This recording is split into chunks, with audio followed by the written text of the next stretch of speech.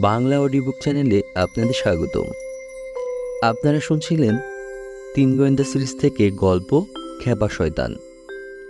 আজ শুনবেন গল্পটির তৃতীয় পর্ব।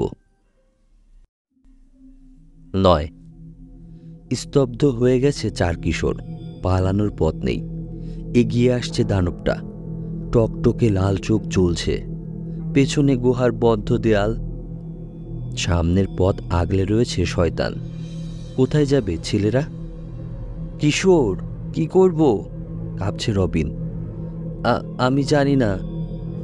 মাথা মোটা রস উডি সবার আগে সামলে নিল। সে মোটা, বোকাও, কিন্তু সাহস আছে। এক টানে কোমর থেকে গুলতি খুলে নিয়ে মার্বেল পরিয়ে ছুড়ল। ঘুত করে উঠে পিছিয়ে গেল শয়তান।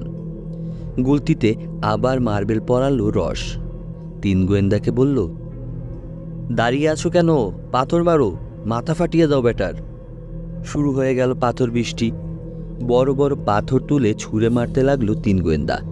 সেই সাথে চলছে রসের গুলতি ছোড়া। প্রায় প্রতিটি পাথরই গায়ে লাগছে শয়তানের, কিন্তু ব্যথা পাচ্ছে বলে মনে হচ্ছে না। তার রোমশ চামড়ায় লেগে ফিরে আসছে পাথরগুলো, যেন মোটা রাবারের পুরো চামড়ার ঢাল পড়ে আছে। শিংওয়ালা মাথাটা নাড়ছে আর ঘর ঘর করছে দানবটা। এগিয়ে আসছে। কিছুই তো হচ্ছে না, চেঁচিয়ে বলল রস। গুহার আবছা আলোয় বিকট দেখাচ্ছে শয়তানের চেহারা। দ্বিগুণ জোরে নাচানাচি জুড়ে দিয়েছে। ঝড়ের গতিতে ভাবনা চলছে কিশোরের মাথায়। আচমকা ঘুরে গিয়ে বড় একটা পাথর তুলে নিল।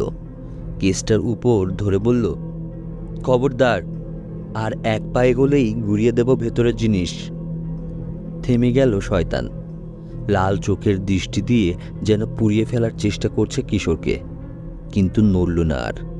দাঁড়িয়ে রইল চুপচাপ। ইংরেজি তাহলে বোঝো? শয়তানের দিকে চেয়ে বলল কিশোর। মূর্তিটা চাইছে, রবিন বলল। তা তো চাইবেই, বলে উঠল রস। ওরই মতো যে। বিচিত্র ভঙ্গিতে শরীর দোড়ালো শয়তান। অদ্ভুত শব্দ তুলল তার গলায় আর কোমরে ঝোলানো ঘণ্টা, হাড়ের মালা, ঝুমঝুমি।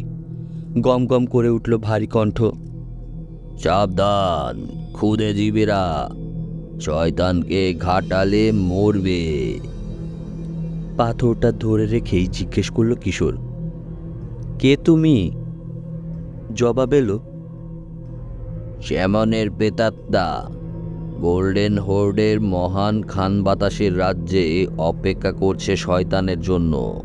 খেপা শয়তান। ঢোক গিলল মুসা। খেপা শয়তান? খান, গোল্ডেন কি? তার কথার জবাব না দিয়ে জিপটার দিকে চেয়ে বলল কিশোর, মূর্তিটাই তাহলে খেপা শয়তান, নাকি তুমি খেপা শয়তান? ইংরেজিও জানো? জবাব, মূর্তিটা যা, আমিও তাই, দুইজনই এক। সব দেখি, সব জানি। আমরা নীল আকাশ, সোনালি সূর্য, অসীম মরুপ্রান্তর, তরোয়াল এবং শস্য, অগ্নিশিখা দিয়ে ধ্বংস করে দিই আমরা। বলেই ভারী একটা হাত তুলল সে। চকিতের জন্য দেখা গেল আলোর ঝিলিক। উজ্জ্বল একটা শিখা ছুটে গেল চ্যাপ্টা পাথরের দিকে। পরক্ষণেই এক ঝলক সাদা ঘন ধোঁয়া দেখা দিল। খবরদার! চিৎকার দিয়ে লাফিয়ে সরে গেল রস। আবার হাত তুলল শয়তান। মুসার পায়ের কাছে দপ করে জ্বলে উঠল আগুন। দেখা দিল সাদা ধোঁয়া। নিজের জিনিসের অপেক্ষায় রয়েছেন মহান খান। গুরুগম্ভীর কণ্ঠ শয়তানের। ভয়ে কাঁপছে চার কিশোর। পিছাতে পিছাতে দেয়ালে পিঠ ঠেকে গেছে। ভারী ডান হাতটা তুলে ওদের দিকে নিশানা করে ধীরে ধীরে এগিয়ে আসছে শয়তান। পাথরটা ফেলে দিল কিশোর। এই নাও, বলে গায়ের জোরে ছুঁড়ে মারল কালো কেসটা। নিয়ে যাও তোমার জিনিস। বিকট চিৎকার করে ঘুরল শয়তান। ছুটে গেল কেসটার দিকে। জঞ্জালের মধ্যে পড়েছে ওটা। দৌড় দাও, সঙ্গীদের বলল কিশোর। তার বলার অপেক্ষায় নেই কেউ। ছুটতে শুরু করেছে গুহামুখের দিকে। ওদেরকে বাধা দিল না শয়তান। সে তখন জঞ্জাল থেকে কেসটা বের করতে ব্যস্ত। গুহামুখের বাইরে বেরিয়ে মেস্কির ঝাড়ের ভেতর দিয়ে ছুটল ওরা। হাত পা মুখের চামড়া ছড়ে ছিঁড়ে যাচ্ছে, কেয়ারই করল না। ঝাড় থেকে বেরিয়ে সবার আগে আগে ছুটল মোটা রস। এত ভারী শরীর নিয়ে এত জোরে কিভাবে ছুটছে সেটাই এক আশ্চর্য। আপাতত সেদিকে কারো খেয়াল নেই। ভয়ঙ্কর ওই জায়গা থেকে যত তাড়াতাড়ি সম্ভব পালাতে পারলে বাঁচে। রসের পিছে পিছে একটা খাড়িতে এসে নামল 3 গোয়েন্দা। মাটিতেই চিত হয়ে শুয়ে পড়ল 4 জনে। জোরে জোরে হাঁপাচ্ছে। কয়েক মিনিট কেউ কোনো কথা বলল না। হাঁপাচ্ছে আর কান পেতে শুনছে শয়তান আসছে কিনা। শুধুই নীরবতা, কেউ আসছে না।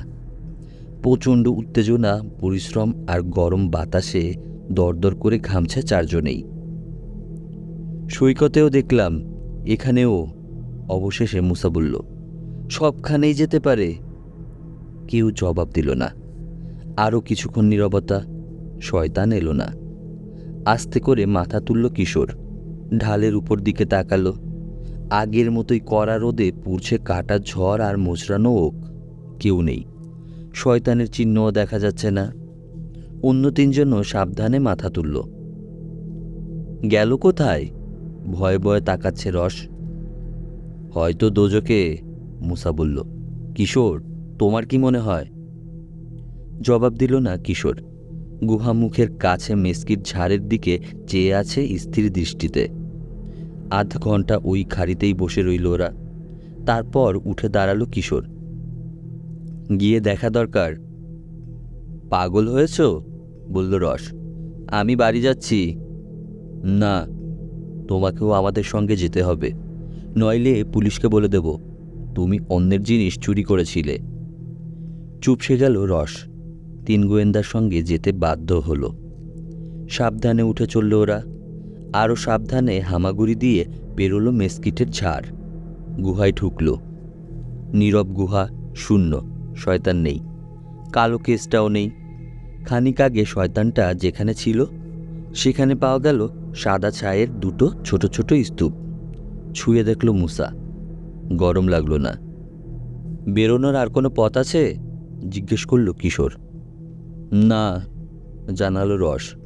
তাহলে শয়তানটা বেরোলো কোন পথে? ধোয়া হয়ে বাতাসে মিশে গেছে, সহজ ব্যাখ্যা দিল মুসা। কিংবা আমরা যখন দৌড়াচ্ছিলাম, কিশোর বলল, মেস্কিটের ভেতর দিয়ে বেরিয়েই গাছপালার আড়ালে লুকিয়েছে। পেছনে ফিরে তাকাইনি আমরা একবারও, তাই দেখিনি। যাই হোক, রবিন বলল, শয়তান আর আমাদের পিছু নেবে না। মূর্তিটা চোরে নিয়ে গেছে, কালো কেসটা নিয়ে গেছে শয়তান। এই রহস্যের ইতি এখানেই। আমার তা মনে হয় না। নিচের ঠোঁটে চিমটি কাটল গোয়েন্দা প্রধান। চোর নেয়নি মূর্তিটা। তার জানার কথা নয় ওটা কোথায় লুকানো ছিল। তুমি জানলে কিভাবে? মুসার জিজ্ঞাসা। ওই খ্যাপা শয়তানের সঙ্গে চোরের যোগসাজগ আছে, জবাব দিল কিশোর। চোর যদি মূর্তিটা নিয়েই যেত, শয়তান পিছু লাগতো না আমাদের। এখানে গুহায়ও আসতো না। তার জানার কথা ছিল কেসটা শূন্য, ভেতরে মূর্তিটা নেই। তার মানে মূর্তিটা তৃতীয় কেউ চুরি করেছে। রসের দিকে ঘুরল গোয়েন্দা প্রধান। ক্লাবের মেম্বাররা ছাড়া আর কেউ এই গুহা চেনে? জানো ঢুকেছিল? দ্বিধা করছে রস। ভুলে যেও না রস, কেসটা তুমি চুরি করেছিলে। তোমার কারণে অনেক ঝামেলা পোহাতে হয়েছে আমাদের, শীতল কণ্ঠে বলল কিশোর। হয় মুখ খুলবে, নয়তো হাজতে যাবে, সোজা কথা।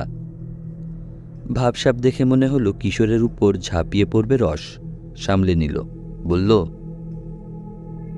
এক বুড়ো থাকতো এখানে, ভবগুড়ে। আমরা ওকে তাড়িয়ে গুহাটা দখল করেছি। গতকাল এখানে ঘুরঘুর করতে দেখেছি তাকে। গুহার ভিতরে একটা খালি বোতলও পেয়েছি। নাম কি ওর? জিজ্ঞেস করল রবিন। জানি না, তবে ওকে চেনা খুব সহজ। বয়স 70-এর কম না, দাড়িও সব পেকে সাদা। মেলা ওজন, 200 পাউন্ড হবে। পায়ে কাউবয় বুট, গায়ে পুরনো নেভি কোট।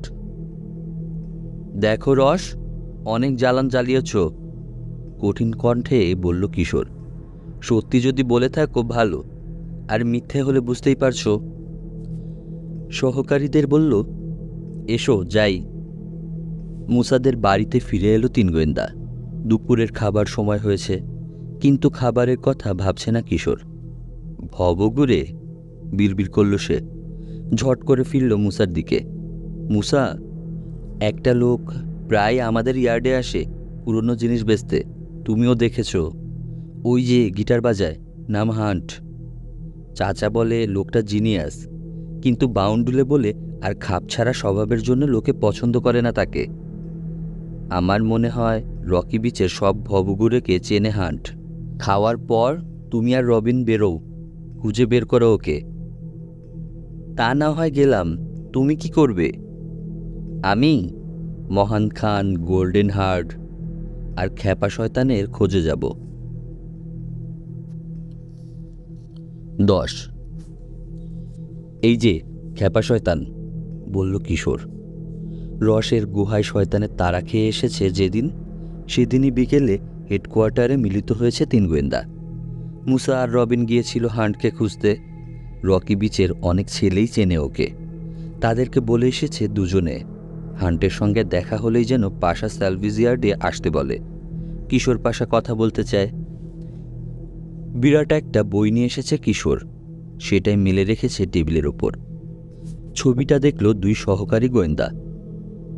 মূর্তির ছবি, বলল রবিন। এটার বড় ভাই তাড়া করেছিল আমাদেরকে, মুসা বলল।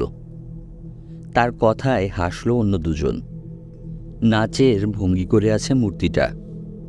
সৈকতে আর গুহায় যে শয়তানকে দেখেছে অবিকল তারই খুদে প্রতিমূর্তি, কোনো অমিল নেই। ছবির তলায় ক্যাপশন পড়তে শুরু করল রবিন।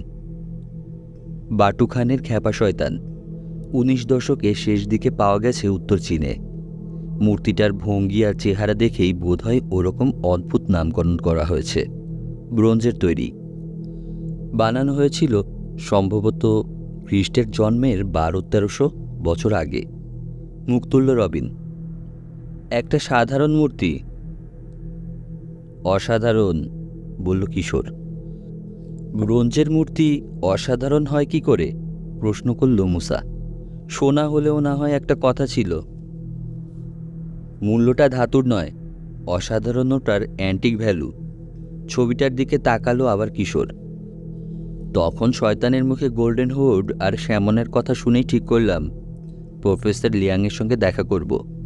প্রফেসরকে আমি চিনি, ওরিয়েন্টাল আর্টে বিশেষজ্ঞ। শয়তানের চেহারা আর বর্ণনা দিতেই চিনলেন। গোল্ডেন হুড কি জিনিস? হাত নাড়ল মুসা। কোনো ফুটবল টিমের নাম? আর বাটু খান কে? চেঙ্গিস খানের নাম শুনেছ? শুনেছি, চাইনিজ। সম্রাট টমরাট গোছের কিছু ছিলেন। চাইনিজ নন, মঙ্গোলিয়ান। চীনের উত্তর অঞ্চলের এক যাযাবর জাতি।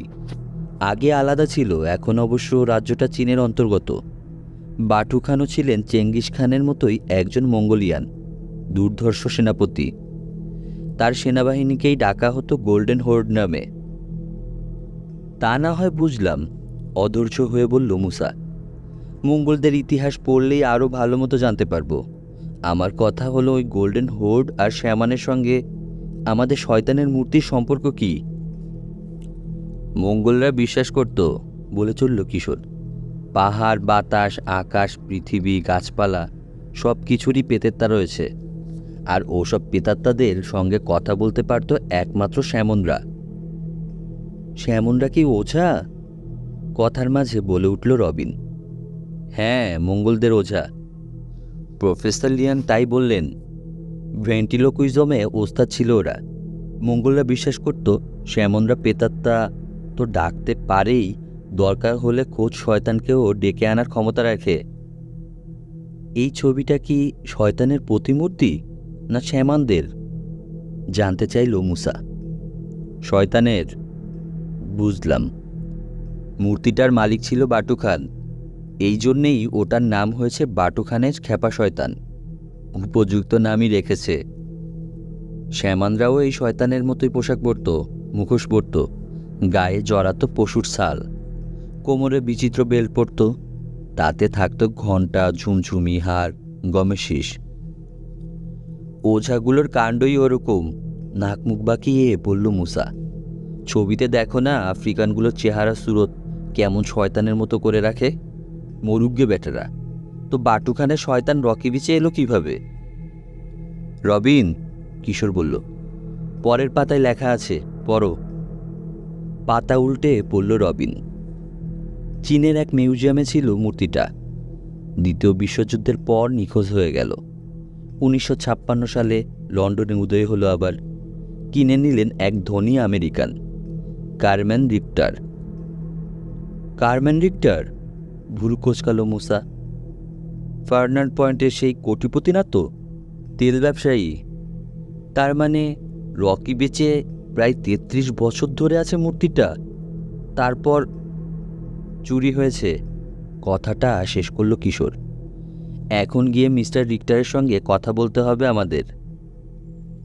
খবর পেয়ে দেখা করতে আসতে পারে হান্ট, সেই কথা বরিসকে জানালো কিশোর। এলে তাকে যেন বসিয়ে রাখে বলে সাইকেল নিয়ে বেরোলো। কোস্ট রোড ধরে দক্ষিণে চলছে 3 গোয়েন্দা। কিশোর, পাশাপাশি চলতে চলতে বলল মুসা, মূর্তিটার অ্যান্টিক ভ্যালু হলেই বা আর কত হবে? ওটা নিয়ে এত বাড়াবাড়ি করছে কেন চোরেরা? আমাদের কাছে ওটার কোনো দাম নেই, জবাব দিল কিশোর। কিন্তু মঙ্গলদের কাছে আছে। এখনও কিছু মঙ্গল আছে যাদের সামান আছে। ওরা মূর্তিটা পেলে লুফে নেবে, যত দামি হোক কিনবে। কেন? মূর্তিটার বিশেষ ক্ষমতা আছে ভাবে নাকি? হয়তো ভাবে, কে জানে। এরপর আর তেমন কোনো কথা হলো না। ফার্নান্ড পয়েন্ট দেখা গেল। এক পাশে সাগর, অন্য পাশে পাহাড়ি এলাকা। একখানে প্রায় 20 একর জায়গা জুড়ে বন। বন ঘুরে কাঁটাতারে বেড়া। ভেতরে কোনো বাড়ি চোখে পড়ল না। লোহার গেট খোলা। সাইকেল চালিয়ে ঢুকে পড়ল 3 গোয়েন্দা। আঁকা বাঁকা লম্বা ড্রাইভওয়ে ধরে এগোলো। অবশেষে ছড়ানো লনের ওপাশে দেখা গেল বিশাল এক প্রাসাদ। দোতলা মুরিস্ট স্টাইলে তৈরি করা একটা বিল্ডিং। সাদা দেয়াল, বাদামি থাম, লাল টালির ছাদ, কারুকাজ করা লোহার গ্রিলের ওধারে ছোট ছোট এক সারি জানালা। বড় সদর দরজার সামনে দাঁড়িয়ে বেল বাজালো কিশোর। ডোরা কাটা পায়জামা পরা বয়স্ক এক লোক দরজা খুলে দিল। পোশাক আশাকেই বোঝা গেল সে খানসামা। কি চাই? আমি কিশোর পাশা, ভদ্রভাবে বলল কিশোর। এমন ভাবভঙ্গি করল যেন সে নিজেও কেউ কেটাগোছের একজন। মিস্টার রিক্টারের সঙ্গে দেখা করতে এসেছি। ও, মৃদু হাসল খানসামা। কিন্তু তার সঙ্গে তো এখন দেখা হবে না, বাড়ি নেই। খুব জরুরি। কিশোর ভাবল খানসামা মিছে কথা বলছে। তাকে কোথায় পাওয়া যাবে বলতে পারেন? লোকটার পেছন থেকে কথা বলে উঠল কেউ। কে উইলি? কিশোর পাশা, মুখ ঘুরিয়ে বলল খানসামা। মাস্টার ডজম্যান আপনার বাবার সঙ্গে দেখা করতে এসেছে। হাসি মুখে বেরিয়ে এলো লম্বা এক তরুণ। বয়স 20-এর বেশি হবে না। ছেলেদের দিকে চেয়ে হাসল। বাবা শহরে গেছে, তার কাজ কি আমাকে দিয়ে হবে? দ্বিধা করল কিশোর। ইয়ে, এসো ভেতরে এসো, ডাকল ডজম্যান। খানসামার দিকে ফিরে বলল, যাও কাজ করো গে, আমি এদের দেখছি। মাথা ঝাঁকিয়ে চলে গেল খানসামা। পথ দেখিয়ে বড় একটা ঘরে ছেলেদের নিয়ে এলো তরুণ। অসংখ্য তাক, আর তাকে বোঝায় বই দেখে ছেলেরা বুঝল ঘরটা লাইব্রেরি। বসো, বলল ডজম্যান। তা কী জন্যে এসেছ, কি কথা? একটা খ্যাপা শয়তানের ব্যাপারে এসেছি মিস্টার রিক্টার, বিনীত কণ্ঠে বলল কিশোর। শুধু ডজ ডাকলে চলবে, বলল তরুণ। তো খ্যাপা শয়তানের কথা কি বলবে? চুরি গেছে, বলে উঠল মুসা। চুরি? হ্যাঁ, আপনাদের মূর্তিটা। কে বলল? 3-4 দিন আগেও তো দেখলাম। চুরি হয়েছে 2 দিন আগে, রবিন বলল। 2 দিন? কিশোরের মুখের দিকে তাকালো ডজ। কই, চলো তো দেখি। বড় একটা হলঘর পার করে ছেলেদেরকে বাড়ির পেছনে নিয়ে এলো ডজ। ভারী একটা দরজা আর তালা খুলল। ছেলেদের নিয়ে ঢুকলো আরেকটা বড় ঘরে। আবছা আলোয় দেখা গেল এলোমেলো হয়ে আছে বিচিত্র সব জিনিসপত্র আর একটা মূর্তি নাচের ভঙ্গিতে দাঁড়িয়ে রয়েছে স্ট্যান্ডের উপর। মাথার দুপাশে দুই শিং, লাল চোখ, গায়ে পশুর ছাল জড়ানো।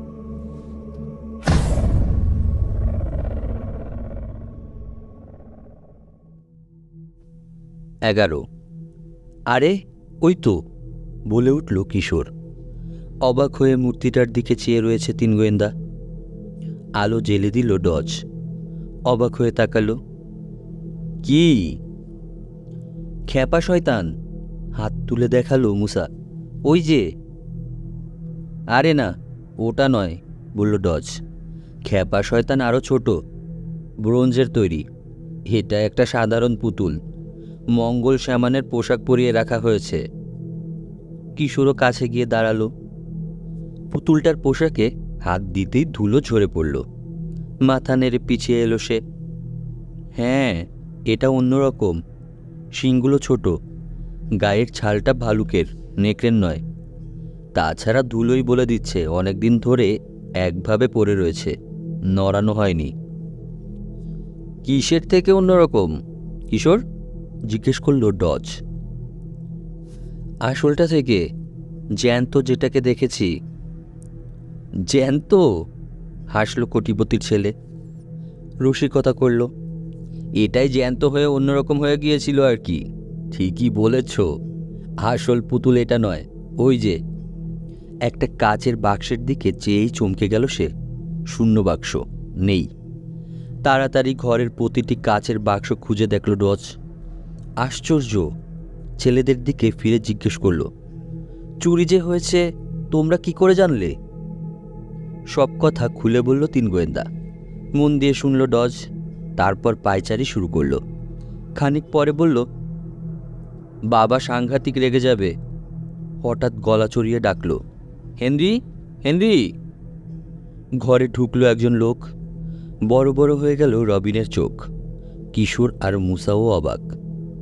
এই তো সেই লোক, চোখে রিমলেস চশমা।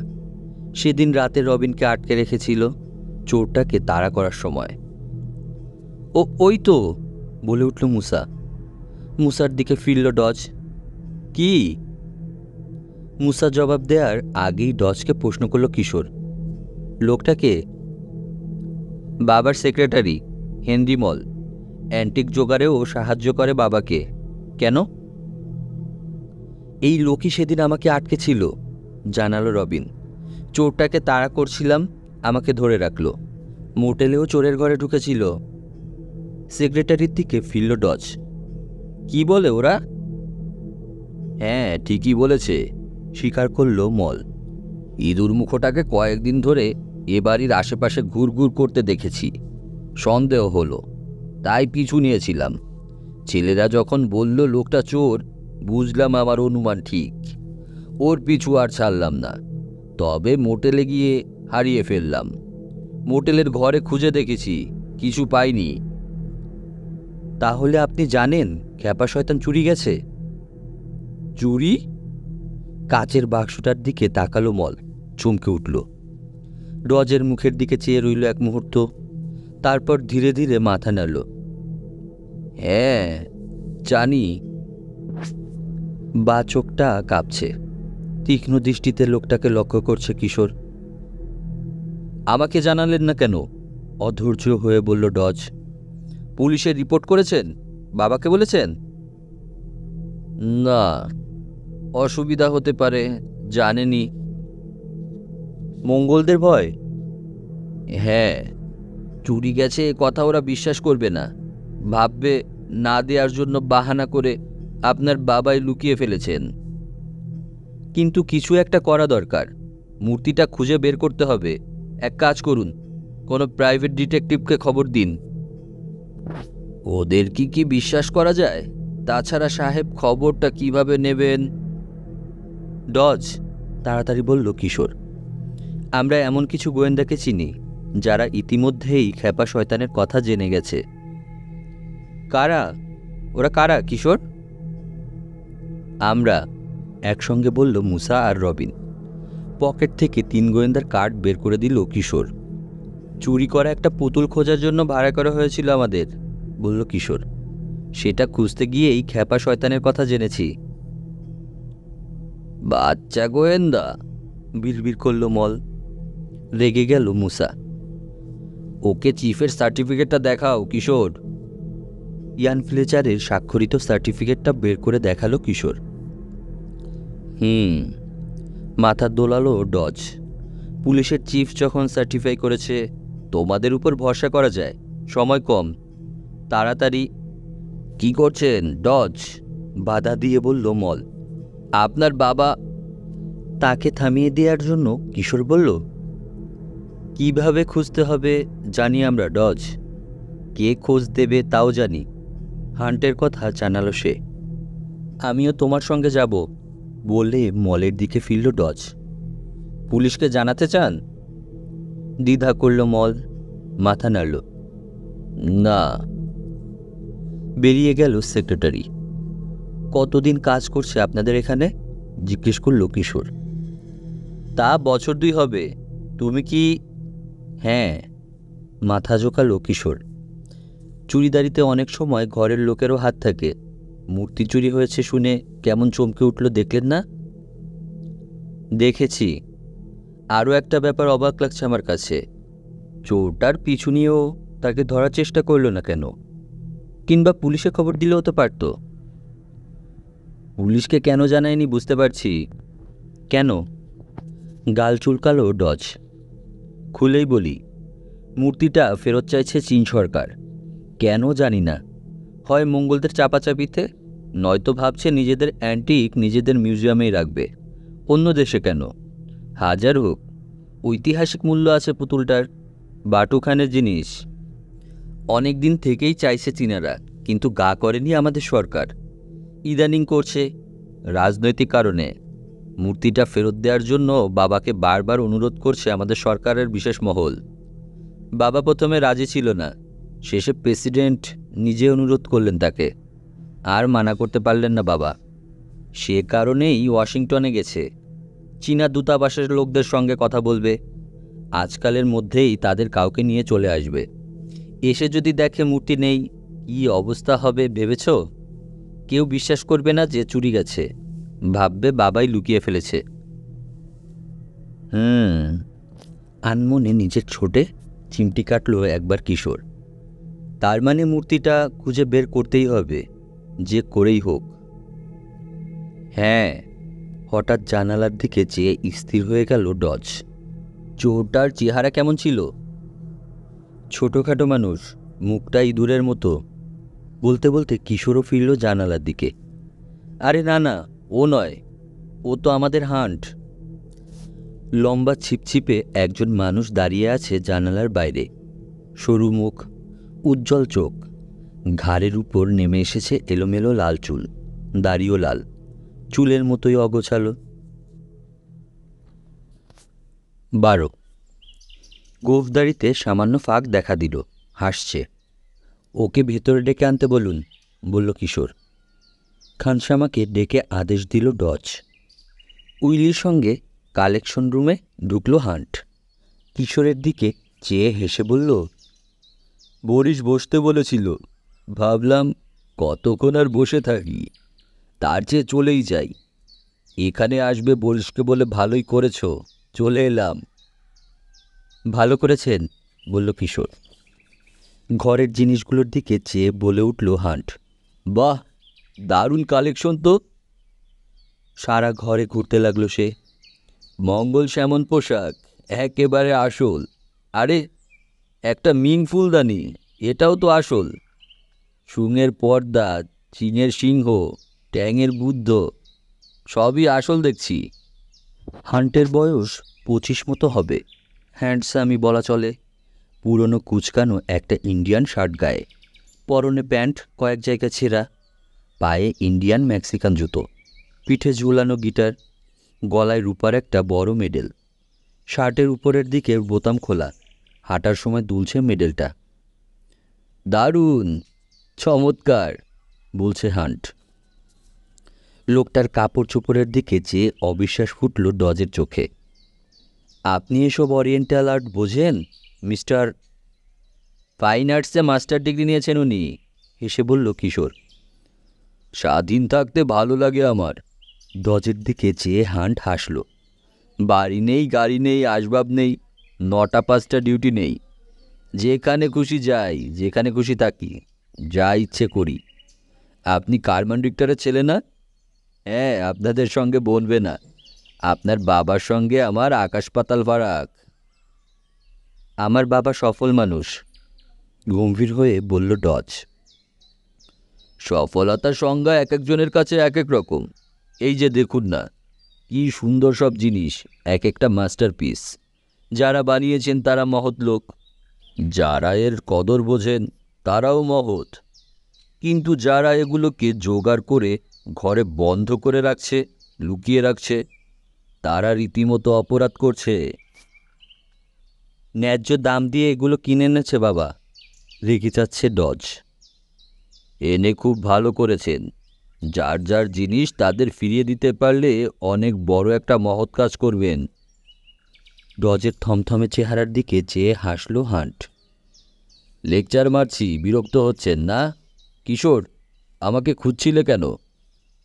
রসের গুহার বুড়ো ভবগুরের কথা জিজ্ঞেস করল কিশোর। হ্যাঁ, চিনি ওকে, জবাব দিল হান্ট। চিফ বলে ডাকি। সবসময় নেভির চিফ পেটি অফিসারের জ্যাকেট পরে থাকে। কোথায় আছে এখনও? জিজ্ঞেস করল ডজ। জানেন? হয়তো, কিশোরের দিকে চেয়ে বলল হান্ট। ওকে খুঁজছ কেন? আমাদেরকে ভাড়া করা হয়েছে, শুরু করে বাধা পেল রবিন। হাত তুলল ডজ। মিস্টার হান্ট, 3 গোয়েন্দার সঙ্গে একটু একা কথা বলতে চাই আমি। কোটিপতির ছেলের দিকে চেয়ে ভুরু কোচকালো হান্ট, তারপর কাজ ঝাঁকিয়ে বেরিয়ে গেল। খ্যাপা শয়তানের কথা ওকে বলতে চাই না, নিচু কণ্ঠে বলল ডজ। যত কম লোকে জানে ততই ভালো। হান্টকে সব কথা খুলে না বললে সে আমাদেরকে সাহায্য করবে না, বলল কিশোর। কিন্তু ব্যাটা তো আমার বাবাকে দেখতে পারে না, কথা শুনে বুঝলাম। বিশ্বাস করা যায় ওকে? যায়। সব কথা শুনলে খুশি হয়ে সাহায্য করবে ও। কি বলল শুনলেন না? যার যার জিনিস তাদেরকে ফিরিয়ে দেওয়া উচিত। তিক্ত হাসি হাসল ডজ। ঠিক আছে, বলো তাকে। ঠিকই আন্দাজ করেছে কিশোর। মূর্তি খোঁজায় সাহায্য করতে রাজি হলো হান্ট, যখন শুনল ওটা আবার চীনে পাঠিয়ে দেওয়া হবে। না জেনে আপনার বাবার সম্পর্কে খারাপ মন্তব্য করে ফেলেছি, ডজকে বলল হান্ট। কিছু মনে করবেন না, একটা মহৎ কাজ করতে যাচ্ছেন আপনার বাবা। চলুন এখন চিফকে খুঁজে বের করি। বেশি দূরে? জানতে চাইল ডজ। কোথায় কে জানে, দূরেও হতে পারে, কাছেও হতে পারে, এক জায়গায় তো থাকে না। তাহলে গাড়ি নিতে হবে, বলল ডজ। তোমরা কিভাবে এসেছ? সাইকেল। স্টেশন ওয়াগনটা নিতে হবে, সাইকেলগুলো তুলে নেওয়া যাবে পেছনে। বড় একটা বুইক গাড়ি চালাচ্ছে ডজ। প্রথমে তাকে রেল লাইনের দিকে যেতে বলল হান্ট। লাইনের ধারে অনেক ভবঘুরেকে দেখা গেল, তবে চিফ নেই। কোথায় আছে কেউ বলতে পারল না। এরপর বার্ড রিফিউজের দিকে যাওয়ার নির্দেশ দিল হান্ট। কিছু দূর যাওয়ার পর বলল, রডটা এখানেই রাখুন, হেঁটে যাব। এত বড় গাড়ি দেখলে কেউ কথা বলতে চাইবে না, সন্দেহ করবে। বার্ড রিফিউজের কাছেও আস্তানা গেড়েছে অনেক ভবঘুরে। ওরাও চিফের খবর দিতে পারল না। ওখান থেকে উপকূলের দিকে চলল ওরা। এক জায়গায় একটা পিকনিক স্পট আছে, তারপরে বুনো এলাকা, ওখানেও থাকে ভবঘুরেরা। খোলা হাইওয়ে ধরে পাহাড়ের গোড়ায় চলে এলো ওরা। শহরের যত আবর্জনা ওখানে এনে ফেলা হয়। দুর্গন্ধে নাক কুঁচকে আছে। বড় বড় বুলডোজার দিয়ে ওই ময়লা আবর্জনা বিশাল খাদে ফেলা হয়। খাবারের লোভে আবর্জনার ওপর ঝাঁকে ঝাঁকে উঠছে সিগাল। আবর্জনার স্তূপ থেকে খানিক দূরেই ভবঘুরেদের আস্তানা, চওড়া উপত্যকা। ঘন ঝোপঝাড় রয়েছে ওখানে। বড় রাস্তার ধারে গাড়ি থেকে পায়ে হেঁটে চলল ওরা। কয়েকজনের সঙ্গে কথা বলল হান্ট। হাত তুলে দেখিয়ে দিল একজন।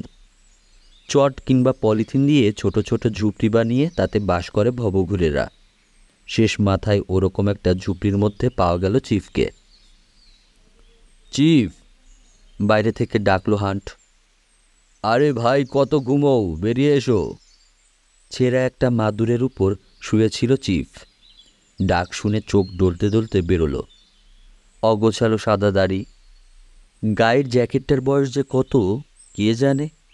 পায়ে কাউবয় বুট, ওগুলোরও অনেক বয়স। কি হলো, আজ বড় খুশি খুশি লাগছে, বলল হান্ট। টাকা পয়সা পেয়েছো নাকি? হ্যাঁ। ঘুমে ঢুলুঠুলো বুড়ো চোখ। মদের নেশায়ও হতে পারে, কিংবা হিরোইন। আজ কপালটা ভালোই। এগিয়ে এলো ডজ, লাথি মেরে সরালো একটা খালি বোতল। গুহার ভিতরে একটা মূর্তি পেয়েছো, কি করেছো ওটা? সতর্ক হয়ে গেল চিফ। ভয় দেখা দিল চোখে। কাঁধে হাত রেখে তাকে আশ্বস্ত করল হান্ট। ভয়ের কিছু নেই চিফ, আমরা শুধু জানতে এসেছি বেচে দিয়েছ না। সত্যি কথা বলুন, কিশোর বলল। টাকা দেব। পুরোপুরি খুলে গেল চিফের চোখের পাতা। টাকা? $10। পকেট থেকে মানিব্যাগ বের করে একটা নোট বেছে নিল ডজ। পুলিশকেও জানাবো না। কার কাছে বেচেছেন? ড্যামের দোকানে। এইবার আর ঠকাতে পারেনি, নিজেই ঠকেছে। হে হে হে। $20 দিয়েছে। 20? গুঙ্গে উঠল ডজ। কোথায় দোকানটা? বন্দরের ধারে। ড্যাম হ্যাগার্ডের কিউরি শপ বললেই দেখিয়ে দেবে। পুরনো কিছু পেলেই আমরা নিয়ে গিয়ে বেচি তার কাছে। হাত বাড়ালো চিফ। দিন $10। নোটটা বুড়োর হাতে দিয়ে হান্টের দিকে ফিরল ডজ। আর কিছু জানে কিনা জিজ্ঞেস করুন আপনারা, আমি গাড়ি নিয়ে আসছি। তাড়াতাড়ি যেতে হবে বন্দরে। দৌড়ে চলে গেল সে। করকরে নোটটা হাতে নিয়ে দাঁত বেরিয়ে গেল বুড়োর। চিফ, মূর্তিটার কথা আর কেউ এসে জিজ্ঞেস করেছিল? প্রশ্ন করল কিশোর। মাথা নাড়ল চিফ। ফিরে যাওয়ার জন্য ঘুরল। চিফ, বলল হান্ট, আপনার খোঁজ করেছে আর কেউ? আবার মাথা নেড়ে ঝুপড়ির মধ্যে ঢুকে বুড়ো। শুয়ে পড়ল ছেঁড়া মাদুরে।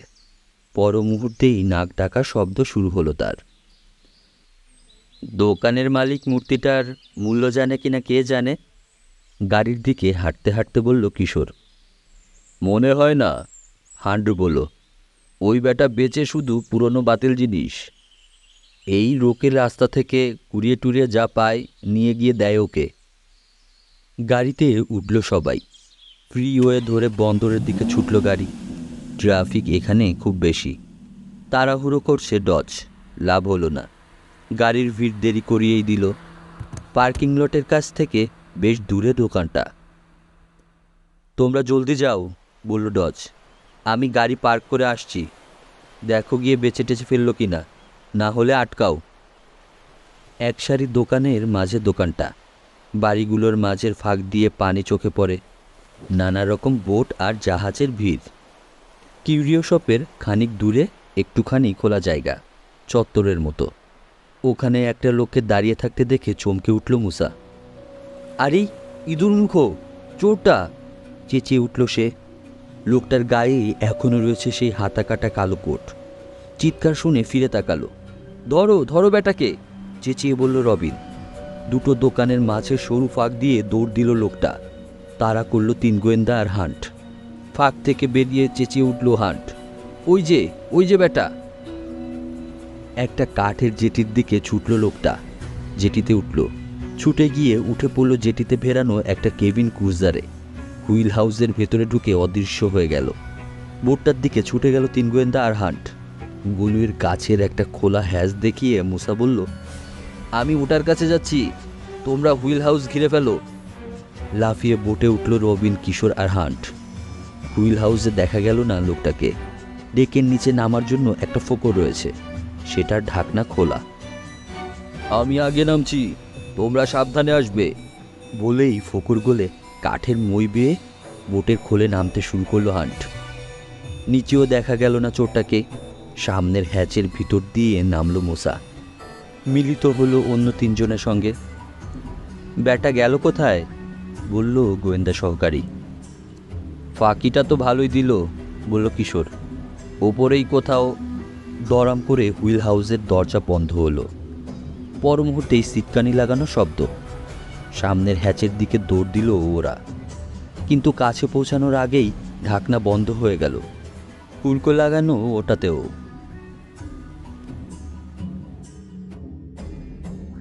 আপনারা এতক্ষণ শুনছিলেন 3 গোয়েন্দা সিরিজের গল্প খ্যাপা শয়তান। আজ ছিল গল্পটির 3য় পর্ব।